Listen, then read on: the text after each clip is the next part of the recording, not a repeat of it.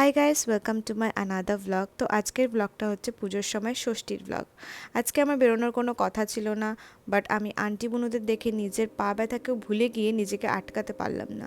তাই ফটাফট একটু রেডি হয়ে নিয়ে আমি বেরিয়ে পড়লাম আন্টিদের সাথে। প্রথমেই আমরা চলে এলাম আমাদের বাবুরহাটের এই পুজো মণ্ডপে। আমাকে ক্লাবের নাম জিজ্ঞেস করো না, আমার মনে থাকে না, আমার এলোমেলো হয়ে যায়।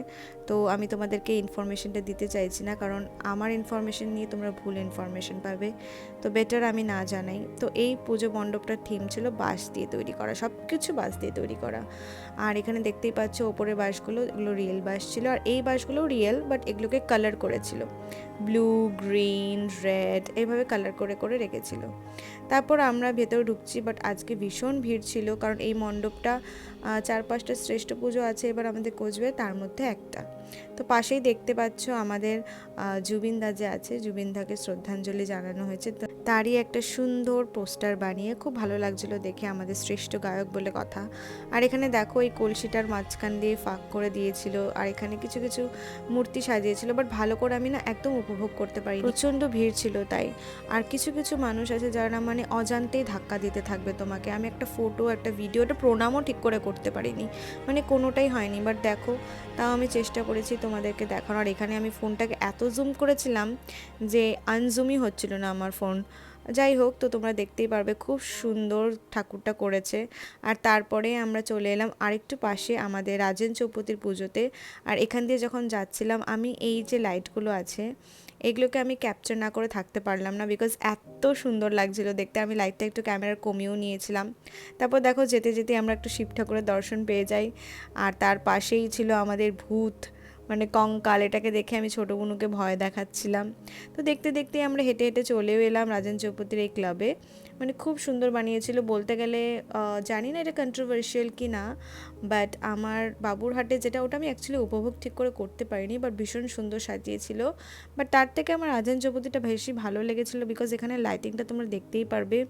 প্রত্যেকটা পাতায় পাতায়, প্রত্যেকটা কর্নারে কর্নারে ওরা এত সুন্দর করে লাইটিংটা অর্গানাইজ করেছে, মানে জাস্ট অসাধারণ। আর আমার না একটু নেচার ওরিয়েন্টেড প্যান্ডেলগুলো একটু বেশি ভালো লাগে। বাবুরহাটেরটাও ভালো ছিল, বাট ওটা পুরোটাই বাঁশ দিয়ে তৈরি করা ছিল, কোনো গাছ পাতা, কোনো গ্রিন কালার ছিল না।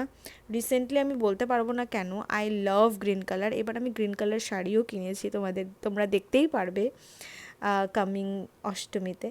তো এখানে ঠাকুরটাও খুব সুন্দর, একটু মেটাল ব্রাশ টাইপ করা ছিল, খুব ভালো, মানে বেশ ভালোই করেছে। আমার দেখে তো সব ঠাকুরই ভালো লাগে, বাট তোমাদেরকে আমি একটা শ্রেষ্ঠ ঠাকুর দেখাবো যার মুখটা এতটাই মানে মিষ্টি, এতটাই সুন্দর, মানে জাস্ট অসাধারণ। এখানে দেখতে পাচ্ছ যে ছোটো বুনু, আন্টি আর বুনু আমরা সবাই চলে এলাম এখানে, কারণ দিদি তো এলো না আর আঙ্কেলও এলো না, আঙ্কেল শপে ছিল।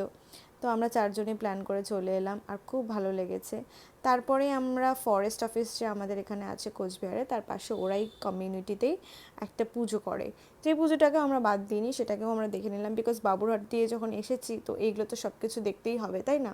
তো এগুলোও দেখে নিলাম, এখানে ঠাকুরটাকে প্রণাম করে নিলাম সুন্দরভাবে। আর এখানে ঠাকুরটা একদম সাবেকি সেই লুক, আর এই সাবেকি লুকগুলোই বেশি ভালো লাগে, আমার অ্যাট্রাক্ট হয়। তারপরে আমরা চলে এলাম আমাদের কোচবিহারে এবার উল্টো ঘর দেখতে, থিমওয়ালা প্যান্ডেল। তো সেটা হচ্ছে আমাদের এসিডিসি ক্লাব। এই প্যান্ডেলটাকে দেখার জন্য বনু এত জেদ করছিল যে উল্টো ঘর দেখতে যাব, উল্টো ঘর দেখতে যাব। আমার তো কোনো নলেজেই ছিল না যে উল্টো ঘর বলে এবার কোনো থিম করেছে পুজো মণ্ডপে। তো যাই হোক, আমরা এসিডিসিতে চলে এসেছি, ঢুকতেই দেখি চেয়ার উল্টে আছে, চেয়ার টেবিল সব উল্টে আছে। তোমাদেরকে একে একে আমি দেখাবো যে কোথায় কী কী উল্টে আছে। তারপর এদিকে দেখো সাইকেল, সিঁড়িটাও উল্টে আছে। ইভেন আমি এটা ফার্স্টে ফলো করিনি যে পোস্টার্সগুলোকেও উল্টো করে রাখা হয়েছে। তারপর আমি একটু এগোতে গিয়ে আমি ফার্স্টে লেফট সাইডে দেখলাম, লেফট সাইডে দেখছি এখানে বেছানা আছে, মানে বেডরুম যেটা বানিয়েছে, বেডরুমের বেডটা উল্টোনো। আমি জানি না এগুলো কীভাবে উল্টে রেখেছে, বিকজ স্টিলের যখন নিশ্চয়ই ভারী হবে। তারপর কিচেনের দেখো গ্যাস উল্টে আছে, সিলিন্ডার উল্টে আছে, সব উল্টে আছে, মানে বেশ ভালোই করেছে। বাট একটু পারফেকশনিস্ট হতে হতো।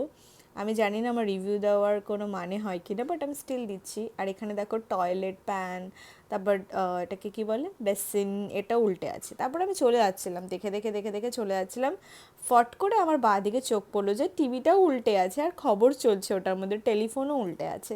তারপর এখান থেকে বেরিয়ে আমরা দুর্গাবাড়ির দিকে রওনা দিই। আর ওখানে যাওয়ার পথে একটা ছোট্ট মন্দিরে পুজো হচ্ছিল, তার পাশেই ওনারা স্টেজ করে এখানে চণ্ডীপাঠ করছিল। আর চণ্ডীপাঠ শুনে আমার এত ভালো লাগছিল উনি রিয়েল করছে, মানে really owner voice really, but যেরকম ওই আমরা ক্যাসেটে শুনি পুরনো, সে ওনার মতনই ভয়েসটা পুরো লাগছিল। তোমরাও শোনো, তোমরাও সেটা ফিল করবে।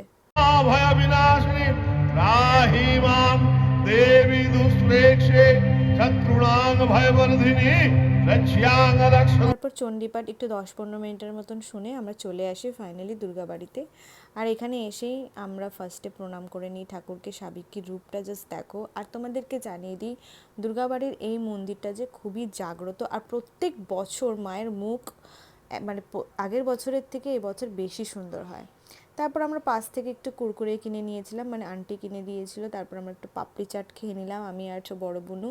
খাওয়ার পরে আমাদের একদম যে পাশে রেলঘুমটির, সেটা হচ্ছে আমাদের ক্লাব না, আমাদের পাশের কমিউনিটির ক্লাব, সেটা হচ্ছে অকাল বোধন ক্লাব। আমি জানি এদের আই থিঙ্ক 75 ইয়ার্স, এবার পুজোটাই একটু বড় করে করেছে, বেশ ভালোই করেছিল। সবাই এখানে যেতে একটু ভয় পাচ্ছিল, বিকজ আমি এটার এই যে জায়গাটায় যে মণ্ডপটা করেছে, এই জায়গাটার একটা হিস্ট্রি আছে, যেটা আমি অন্য সময় কোনো একটা ব্লগে বলে দেবো।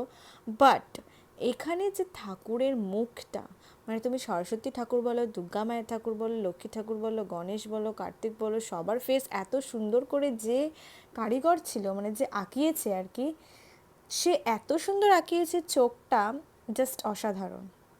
তো গাইজ এইভাবেই আজকের ব্লগটাকে এন্ড করছি ষষ্ঠীর।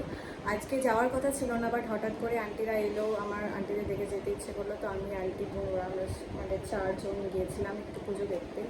বাট আমি আজকে খুব জেলাস ফিল করেছি যাদের বয়ফ্রেন্ডস আছে, গার্লস হু হ্যাভ বয়ফ্রেন্ডস, কারণ স্কুটি আর বাইক হচ্ছে তোমার প্যান্ডেল অবধি অ্যালাউ করছে, তো ইজি হয়ে যাচ্ছে ওদের জন্য। আর যাদের গাড়ি আছে বা যারা টোটো করে ট্রাভেল করে, তাদের জন্য it's going to be ridiculous. আমার পায়ে মোচেছে, মানে আমার পায়ে স্প্রেন হয়েছিল, যেটার জন্য আমি হাঁটতেই পারছি না, মানে জাস্ট আমার শরীর দুর্বল হয়ে গেছে, আমার বমি পাচ্ছে। মানে আমি কী করবো, কিছু করারও নেই, প্যান্ডেল হপিং করতেই হবে, পুজো দেখতেই হবে, নাহলে আর কি এনজয় করলাম। But I am feeling ridiculous about my সেলফকে। আমি সিঙ্গেলই মরে যাচ্ছে প্রত্যেক পুজোতে, আর প্রত্যেক পুজোতে হেঁটে হেঁটে আমার তবিয়ত খারাপ হয়ে যাচ্ছে, but I have nothing to do. তো কী করবো, but I am really jealous of those girls. Okay guys, ব্লগটাকে এখানেই এন্ড করছি। হোপফুলি সপ্তমীর ব্লগ পাবে তোমরা যদি আমি সুস্থ থাকি। And yeah, bye for today, good night and I love you so much.